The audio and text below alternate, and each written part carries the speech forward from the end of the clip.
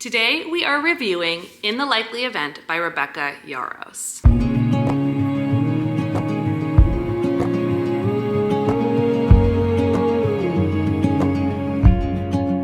Don't forget that you can follow me on my own YouTube to see what I'm doing and keeping up with on my books. I am also on Instagram and on TikTok, so make sure to follow me in all those places. You can find all of those links down below in the description box. I want to stay in contact with you, so make sure to comment, subscribe, hit that bell so you can see all of these reviews when they come out. Now, for those of you who haven't been to one of these videos before, just so you know, I have all of my information about my Christian reviews of regular books at the video that's pinned at the very top of this playlist. So go ahead and check that out if you're wanting more information. But for now, we're going to go ahead and get into my regular review. In the Likely Event was the very first book I read by Rebecca Yarros that brought me back into the world of reading and to the point that I'm at now, which is 200 books a year.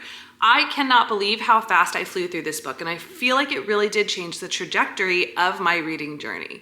Now, I do not know what she put in this book, but whatever it was delicious, and I just could not stop reading. I had the best time just loving the world, loving the characters. I was engaged, I cried, I laughed, I was nervous, and I read it in 3 days, which up to this point was the fastest I had ever read a fiction book ever.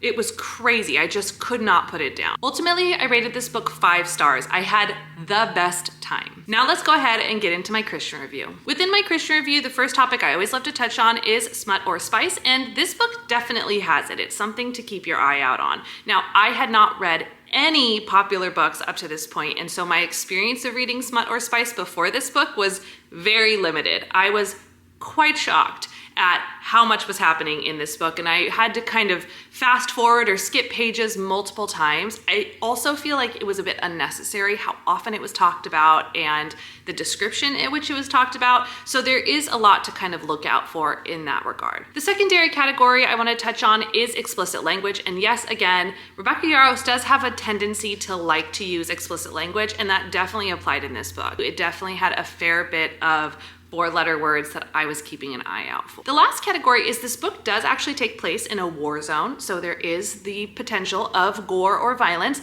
It's actually not that much. There is not that much description. It's more about the world in which it's happening and just the sadness of it, but not necessarily straight up gore or violence. So I think we're probably safe on that one. I think that this is probably an 18+ book because of those first 2 categories. I think that it's gonna have some things that I would not want my 16-year-old reading about, especially when it comes to the spice. And I think it's just meant for a mature audience so that you can make the decision that's best for you along your faith journey. As always, you can find everything that I'm reading and rating in real time by following me on Goodreads. You can find all of those links on how to stay in touch with me on my social media and my own YouTube channel down below. So make sure to click there, hit the subscribe button and the bell. We don't want to miss ya.